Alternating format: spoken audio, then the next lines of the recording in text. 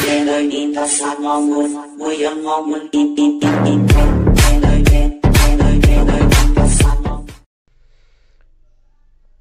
bismillahirrahmanirrahim. Assalamualaikum warahmatullahi wabarakatuh. Selamat pagi semuanya. Semoga semuanya dalam keadaan sehat dan tetap semangat dalam mengikuti segala kegiatan pembelajaran pada pagi hari ini. Baik, langsung saja. Hari ini kita akan belajar tentang teori permintaan dan penawaran, ya. Baik, dalam permintaan, dalam suatu transaksi, dalam suatu pasar, itu akan berawal dari adanya permintaan dan penawaran. Jadi kalau permintaan itu dari konsumen, kalau penawaran itu dilakukan oleh produsen. Jadi produsen akan menawarkan barang dan jasanya ke pasar, kemudian konsumen akan membelinya juga di pasar. Kemarin kita sudah belajar tentang pasar input dan pasar output, ya. Kalau pasar input adalah pasar di mana diperjualbelikan faktor-faktor produksi yang dibutuhkan oleh produsen atau perusahaan. Kalau pasar output itu adalah pasar yang menjual barang yang sudah jadi atau siap dikonsumsi oleh konsumen. Nah, seperti itu. Baik, langsung saja.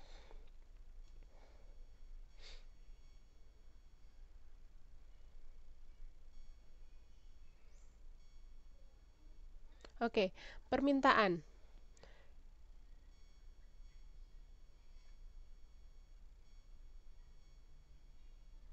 Baik, pengertian dari permintaan adalah jumlah barang atau jasa yang ingin dan mampu dibeli oleh konsumen pada berbagai tingkat harga dan pada waktu tertentu. Jadi jumlah barang yang ingin atau mampu, karena nanti jenis-jenis permintaan pun ada beberapa sesuai dengan kemampuan atau daya beli masyarakat. Jadi pada berbagai harga tertentu dan waktu tertentu. Kemudian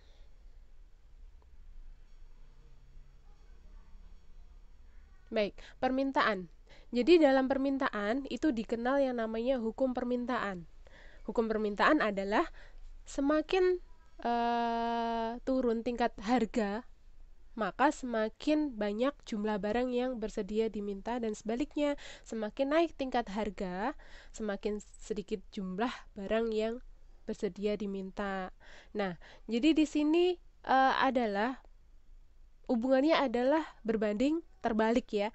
Jadi antara harga dan jumlah barang yang diminta itu hubungannya adalah berbanding terbalik. Jadi kalau salah satunya naik, kalau harganya naik, maka permintaannya turun. Begitu juga apabila harga turun, maka permintaannya pun juga naik, seperti itu. Nah, dalam hukum permintaan, berlakunya hukum permintaan itu berlaku asumsi ceteris paribus. Jadi ceteris paribus itu adalah berlakunya hukum permintaan. Jadi hukum permintaan itu berlaku, ya, berlaku naik, yang satu naik, yang satu turun, yang satu turun, yang satu naik. Itu berlaku apabila yang mempengaruhi atau faktor yang mempengaruhi jumlah barang yang diminta itu adalah hanya faktor barang itu sendiri.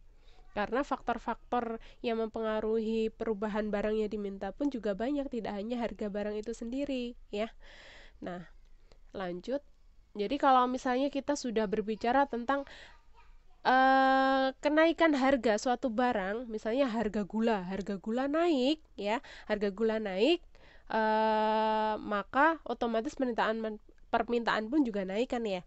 Nah, kalau misalnya harga gula itu tetap, tapi pendapatannya naik, nah itu kan juga kemungkinan akan juga menambah jumlah barang yang diminta, kan, jumlah gula yang diminta, kan. Nah, kalau misalnya harga gula atau kuantitas, maaf ya, bukan harga, kalau misalnya kuantitas barang yang diminta atau gula yang diminta itu naik disebabkan oleh pendapatan, ya, itu berarti tidak berlaku lagi hukum permintaan. Nah, seperti itu. Karena kalau jumlah barang yang diminta naik, karena pendapatannya naik, itu kan hubungannya jadi positif, tidak berbanding terbalik lagi. Nah, seperti itu. Kemudian asumsi ceteris paribus, asumsi yang diambil setelah mengabaikan berbagai faktor yang dapat mempengaruhi hubungan antara harga dan kuantitas permintaan. Nah, itu sudah saya bahas tadi. Kemudian permintaan individu akan suatu komoditi, ya. Jadi kita meminta sesuatu terhadap barang dan jasa, ya. Itu tergantung pada pertama adalah harga komoditas. Jadi harganya itu. Nah, itu tadi berlaku hukum permintaan tadi ya.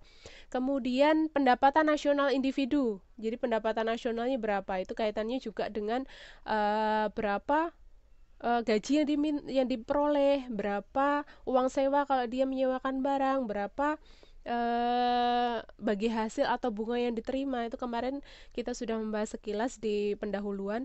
Kemudian harga komoditas lain. Jadi kalau misalnya kita konsumsi kopi dan teh, itu kalau misalnya saling menggantikan ya. Jadi misalnya harga kopi naik ya, otomatis kita akan beralih ke teh. Begitu juga kalau misalnya kita punya preferensi siomay dan bakso, awalnya dengan harga yang sama kita hobi mengkonsumsinya, tapi setelah kenaikan harga bakso, ya kita nggak lagi bicara atau kita tidak lagi konsumsi bakso, tapi kita lebih ke arah konsumsi ke siomaynya lebih banyak seperti itu. Kemudian cita rasa individu. Cita rasa individu ini kaitannya dengan selera ya. Nah, seperti itu. Kemudian, permintaan. Asumsi ceteris paribus menimbulkan. Baik, sebagai contoh, misalkan bahwa fungsi permintaan individu atau komoditi X adalah, maaf ini agak kegeser ini yang ini. KID sama dengan 8 min P ya, KID X, KID itu adalah kuantitas barang yang diminta, sama dengan 8 itu konstantanya, sama dengan min PX itu adalah harga barang itu ya. Dengan mensubstitusikan berbagai harga X ke dalam fungsi tersebut dapat diperoleh skedul permintaan individu seperti pada tabel pada tabel 1 ini. Jadi ketika harganya 8 ya, maka permintaannya adalah 0.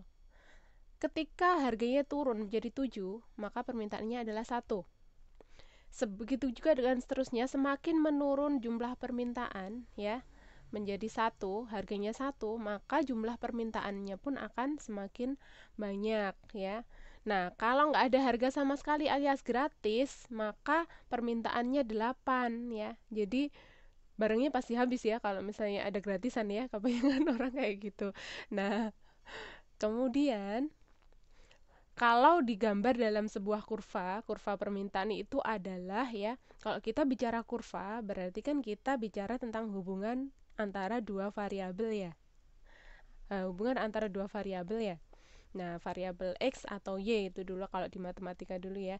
Nah, di sini adalah hubungan antara harga barang yang diminta dengan kuantitas barang yang diminta. Itu hubungan kurva itu. Jadi, yang sumbu ini itu menunjukkan kuantitasnya, yang sumbu ke atas itu menunjukkan barang, harga barangnya. Nah, ini jadi sifat kurvanya itu adalah dari kiri atas ditarik ke kanan bawah. Jadi hubungannya adalah berbanding negatif atau slope-nya negatif. Nah, seperti itu. Kemudian permintaan menentukan fungsi permintaan ya. Jadi diketahui adalah fungsi permintaannya adalah QDX sama dengan A itu konstanta sama dengan dikurangi dengan koefisiennya PX. Jadi artinya adalah ketika harga barang itu 0, maka permintaannya adalah sebesar A. Nah, seperti itu. Nah, koefisien ini adalah setiap peningkatan 1 unit pada harga itu akan menyumbang kenaikan pada kuantitas barang yang diminta. Nah, seperti itu. Keterangannya adalah QDX adalah permintaan komoditi X, PX adalah harga barangnya itu sendiri, A dan P adalah konstanta. B itu adalah lebih kecil dari 0. Nah, seperti itu ya. Kemudian kita langsung masuk ke contoh soal ya. Tentukan fungsi permintaan individu untuk komoditi X dengan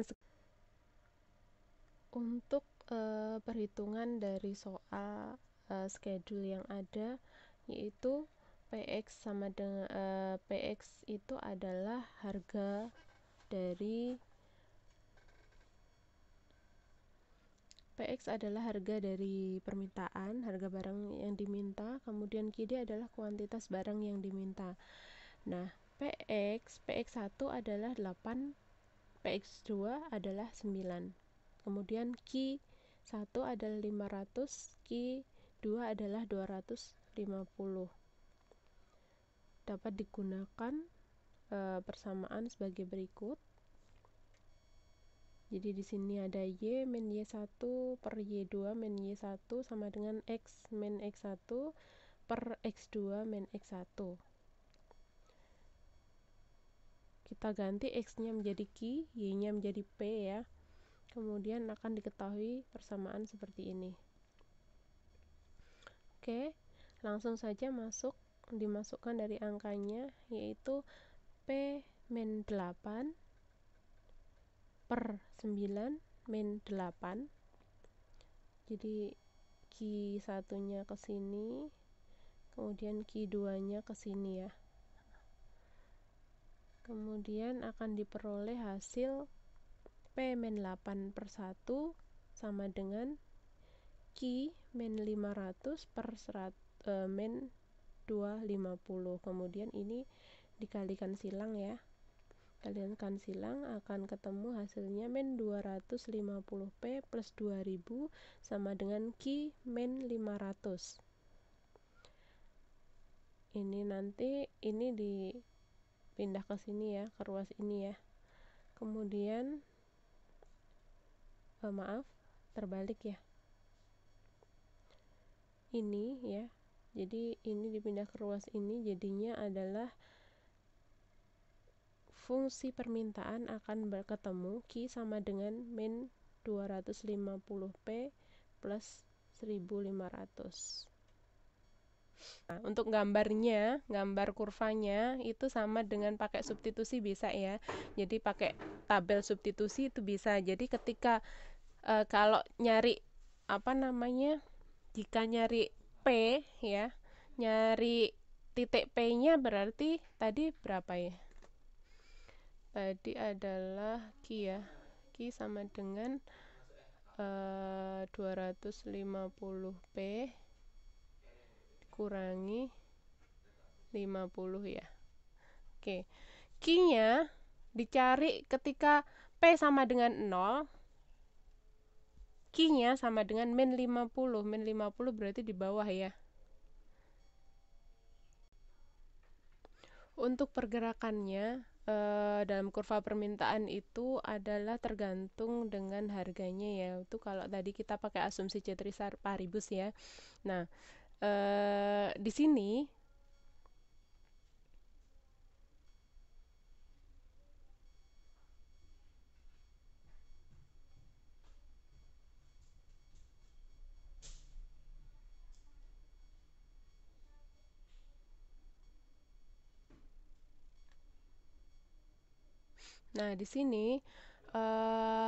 ini berlaku ceteris paribus yang mana hubungannya adalah berbanding terbalik karena naik turun ya.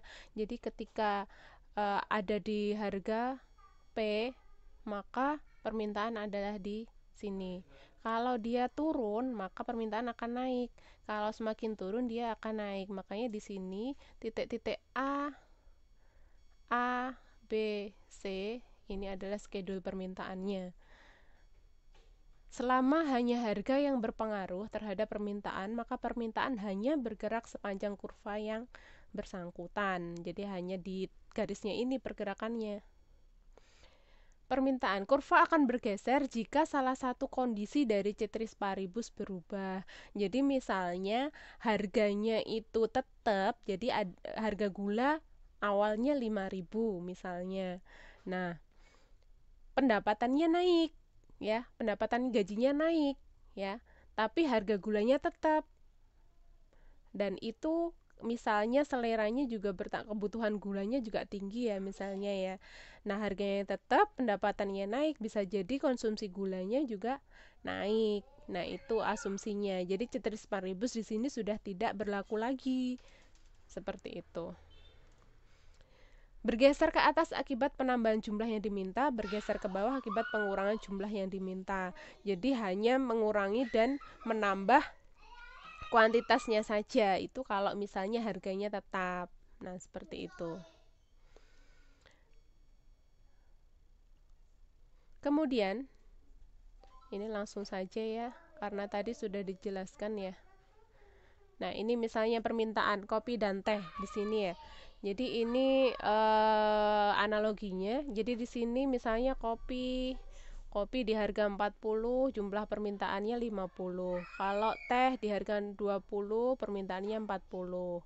Nah, ketika terjadi kenaikan dari harga kopi 40 ke 60 ya, itu ternyata jumlah yang diminta menjadi 30 ya. Karena harganya naik. Karena kalau harganya naik, maka permintaannya pun juga turun. Nah, kalau misalnya di sini tehnya tetap, harganya tehnya tetap ya. Ini jadi permintaannya jadi naik ya, karena konsumsi kopinya tadi kan turun karena harganya naik. Nah, karena si teh ini adalah barang substitusinya kopi, maka permintaannya akan naik. Nah, ini adalah perubahan jumlah barang yang diminta akibat perubahan barang substitusinya. Nah, seperti itu ya. Jadi di sini hukum permintaan sudah tidak berlaku karena yang mempengaruhi harga tehnya itu bukan harganya, tapi harga kopi yang naik. Nah, seperti itu. Kalau digambarkan seperti ini nih. Jadi tadi kopinya 60, jadi ini adalah kurva yang kopi, kalau ini adalah kurvanya teh. Jadi dia bergeser, dia bergerak saja gitu. Jadi ada yang namanya efek substitusi dan ada efek pendapatan seperti itu. Nah, dalam gambar A terlihat bahwa harga kopi naik dari 40 menjadi 60. Jumlah kopi yang diminta turun dari 50 menjadi 30. Karena teh merupakan barang distribusi bagi kopi atau substitusi ya, maka kenaikan harga kopi menyebabkan pergeseran ke atas kurva permintaan hipotesis untuk teh dari dengan demikian walaupun harga teh tetap, konsumsi teh meningkat dari 40 ke 50 gelas per bulan.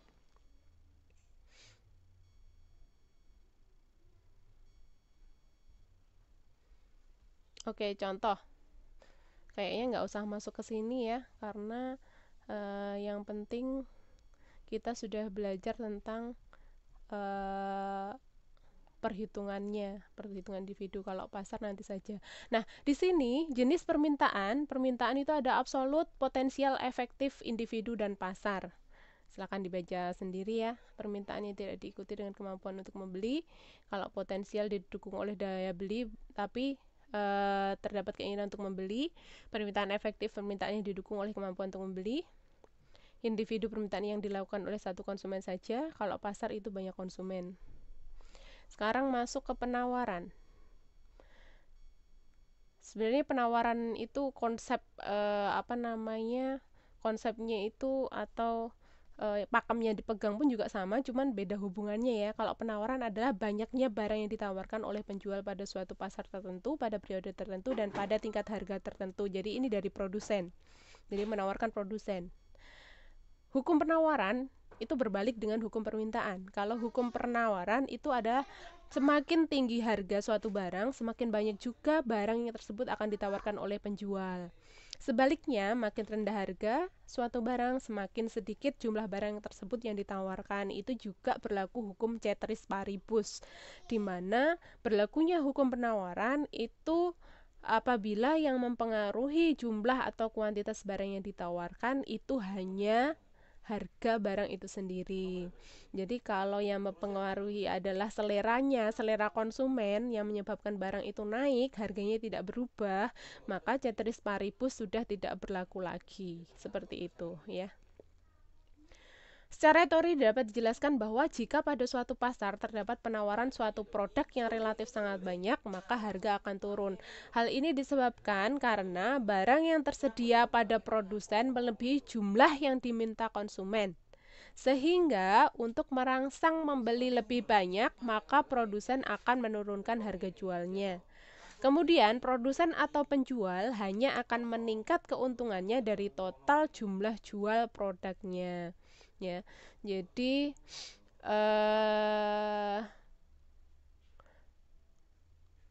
nah seperti itu ya. Jadi produsen itu akan menurunkan barangnya tergantung dengan minat konsumen juga.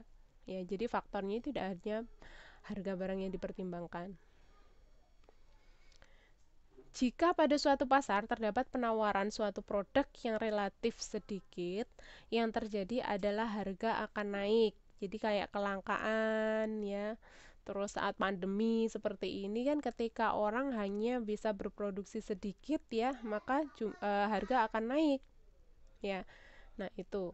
Jadi jangan dikira ketika kita banyak menyetok barang itu akan meningkatkan pendapatan, itu belum tentu. Jadi kita harus tahu tren dari daya beli masyarakat dulu. Kalau masa pandemi ini kan daya beli masyarakat menurun ya. Jadi produksinya pun juga harus dipertimbangkan juga dengan potensi dari permintaan yang ada di pasar. Keadaan ini dapat dijelaskan sebagai berikut. Teori yang menerangkan pengaruh penawaran terhadap harga merupakan pernyataan positif dan bukan merupakan suatu hukum. Ya, teori yang menerangkan pengaruh penawaran itu merupakan pernyataan positif. Barang yang tersedia pada produsen atau penjual relatif sedikit sehingga manakala jumlah permintaan banyak, produsen akan berusaha membatasi jumlah permintaan dengan cara menaikkan harga jualnya. Produsen atau penjual hanya akan meningkat keuntungannya dari harga jual produknya. Jadi ya tergantung dengan harga jualnya. Kurva penawaran dapat didefinisikan sebagai suatu kurva yang menunjukkan hubungan di antara harga suatu barang tertentu dengan jumlah barang yang ditawarkan. Jadi sama ya hubungannya dengan kurva permintaan tadi ya. Contoh tabel 5 jumlah penawaran ya. Pada berbagai tingkat harga untuk produk tertentu dan periode tertentu. Jadi harganya 10.000, jumlah barangnya 20.000. Kalau 15.000 harganya 40, 20.000 harganya 60. Nah, ini menunjukkan hubungan yang positif karena kalau harganya naik, jumlah barang yang ditawarkan pun juga naik. Itu penawaran ya. Beda dengan permintaan tadi kan yang satu naik, yang satu turun. Kalau ini yang satu naik, yang satu naik. Kalau yang satu naik turun, yang satu juga turun. Nah, seperti ini hubungannya. Ya, kurva penawaran yang menghubungkan tingkat harga pada penawaran. Dari gambar 3 dapat dijelaskan bahwa tingkat harga yang terlalu rendah, produsen sedikit menawarkan barangnya. Semakin tinggi harga, semakin banyak produsen menawarkan barangnya. Itu sebabnya kurva penawaran miring ke atas. Oke.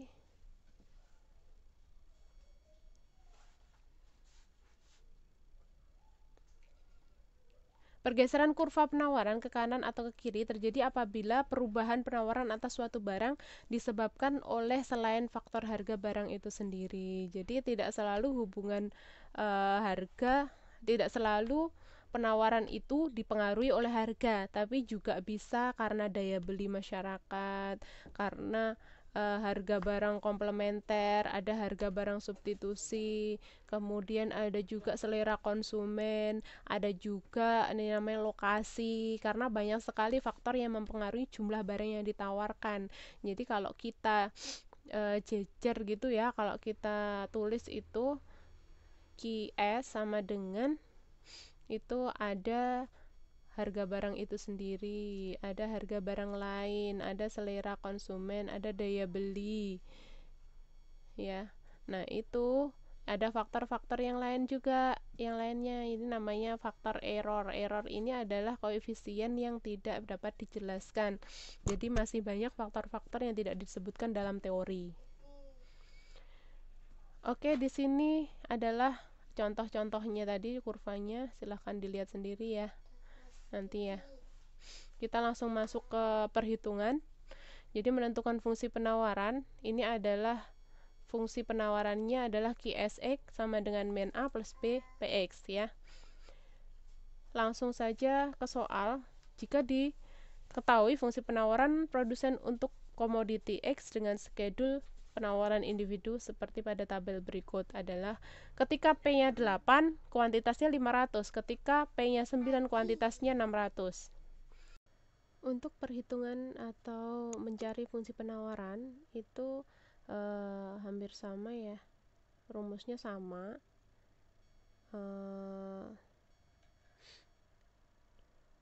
Persamaan garis melalui 2 titik sama ya, sampai di sini sama.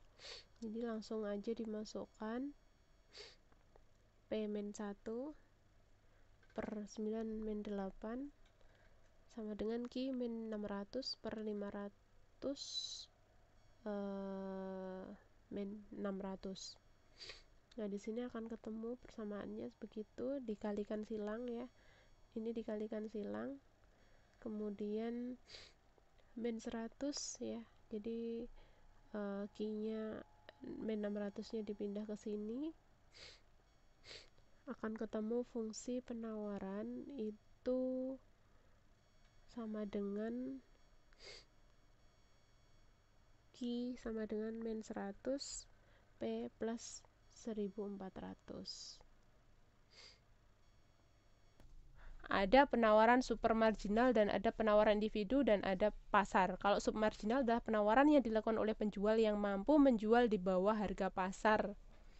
Itu. Penawaran marginal, penawaran yang dilakukan oleh penjual yang mampu menjual sama dengan harga pasar. Kalau supermarginal itu di atas harga pasar ya. Penawaran individu yang dilakukan oleh satu individu, kalau pasar oleh banyak individu ya. Oke, ini adalah tugas kalian yang harus dikerjakan. Diketahui schedule permintaan dan penawaran sebagai berikut ya. Ini diketahui, carilah fungsi permintaan dan penawarannya dan gambarkan kurvanya ya.